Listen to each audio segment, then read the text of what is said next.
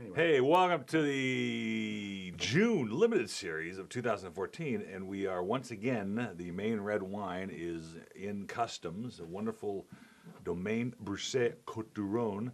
And, Fabulous you know, bottle of she wine. is you said you sold it 30 years ago? 30 years ago, I remember selling Brousset, Côte du Rhône, and Châteauneuf-du-Pape. Spectacular producer. Absolutely really good. spectacular producer.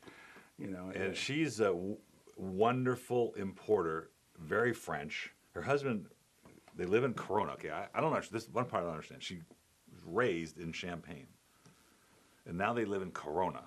Now, come on. Were you bored with Champagne? Is that what the problem was, or did you? no, she just wanted something a little different. Yes, a little Vive different. le différence. But her husband buys vintage supercross and motocross bikes from the 60s and 70s and then resells them in France, and he does a really good job. But which I saw many when we were there, riding around. They love that stuff. But and she does a great job bringing wines in, except for this one container that's stuck in customs, and it kind of upsets me. I can But that's okay. You have to come back and shoot another video, and that's nothing but easy money for you, right, Ed? Absolutely. Yeah, easy money. Okay, I just It tasted barely this. pays my gas. Okay, now this is the kind of wine that you just kind of wonder about. Jeez, you know, this is- H. That's what it's called. H. Malbec from Argentina. Now, you know, it wouldn't be jumping into my consciousness if I saw it on the shelf. Well, the question is why don't they use I or L? Maybe that's coming next. You Or know, E I don't for know. Ed. Okay, this is the most Bordeaux-like Argentinian Malbec I've ever tasted. Really amazing. Doesn't it taste like it came from Bordeaux? It actually tastes kind of like California too. And it's kind of, it's, Because of the fruit component. You don't Yeah. get that kind of, you know, but it's got that tannic finish, which is delicious, man. I flipped over this. It's a great wine to have with. It's actually got, you're right. charred It's steak. got that eucalyptus, mint nose. Absolutely. And that would come from Napa or what? Yeah, from Rutherford, Rutherford Dust, you know. Pretty spectacular wine. $24.99 impressed with on that. the shelf. That needs Some time. sous vide short ribs. Short Okay, ribs. I made some baby backs the other day with this bourbon poisson plum sauce, reduced. Incredible yeah. glaze. But started with a cup of Jack Daniels. That's how you start, you know, and that's how you finish. This would have done great with that too. This is what is that? $24.99 on the shelf, $15.99 for more. That's a great price. Really I'm exquisite doing a Malbec. 96 on that because Yeah. that's one of the best Argentine Malbecs I've ever tasted. I'll do the 96 on that. This is a wonderful importer of ours. A little trouble with the New York distributor getting it out of here, but it's here.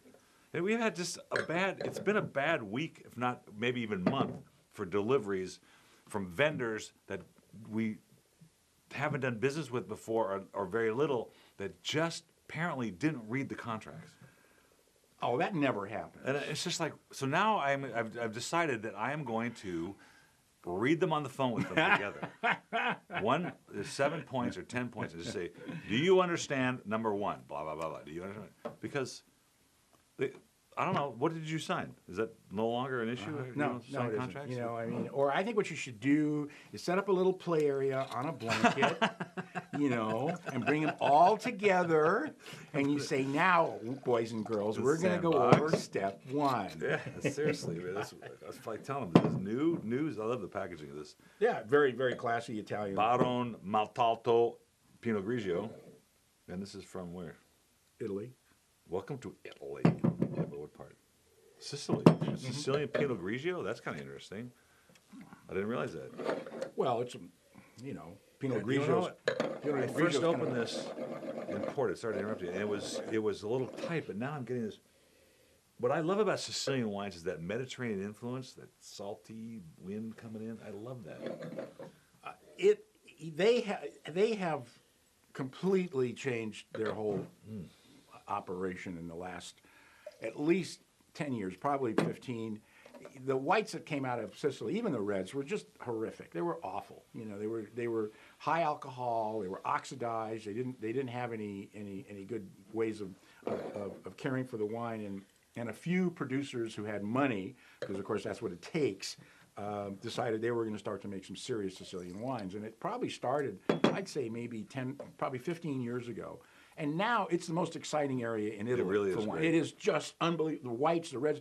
I went to a wine luncheon yesterday, and we had a Nero di Avola that was just absolutely phenomenal. I love those wines. Just gorgeous from Golfi, which is probably the preeminent producer in Sicily for Nero di Avola. And everybody's going, God, this wine's good. I love that, and I love this. Like I said, this influence of the coast, because it's a small island, right? There's winds all over the place, and you don't get a lot of Pinot Grigio from there. You usually get No. the indigenous varietals. So I'm going to give this a 95. I think it's really I am too. I think interesting it's gorgeous, study and it's of got what it is. What it has is great acidity. They never had acidity because it's so hot that the acids would go down, and then they'd pick them ripe, and they wouldn't take care of them, and they'd get oxidized and they'd turn brown. I mean, I remember tasting some of these wines with your dad and going, "These are awful. Yeah, you these are couldn't just drink 'em. terrible." This has that terroir for sure, flintiness and things, but it's also got a little bit of I can't tell, it's like a loquat or honeysuckle Yeah, sort of something- honey. It's something just in it. really, really cool.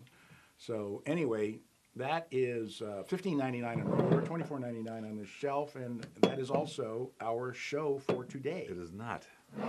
You still have Oh. actually what I think is my favorite wine of the month, and I'm not a white wine drinker per se, but I have learned lately The to hard enjoy way. them more because I don't drink them at home. But this is Three Chimneys Chardonnay Marsanne.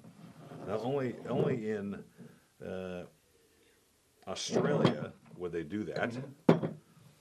They were the first to mix Chardonnay and Semillon.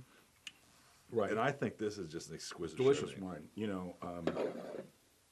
because again, no oak, so you don't have anything competing with the clean flavors of both grapes. Marsanne is a wonderful Rhone varietal that has taken on a lot of personality in California. A lot of people love it, and they've done quite well with it. But it's 68% Chardonnay, and the balance is perfect to me. Right, It's an absolutely. 11, which makes it 11.5, really, since it's in Australia. It's in the south of the Yeah, but this wine tastes like it was just crushed It yesterday. does. It feels so it's fresh. so fresh. It's unbelievable. I can just this I can drink. I would drink this on the veranda when I build one.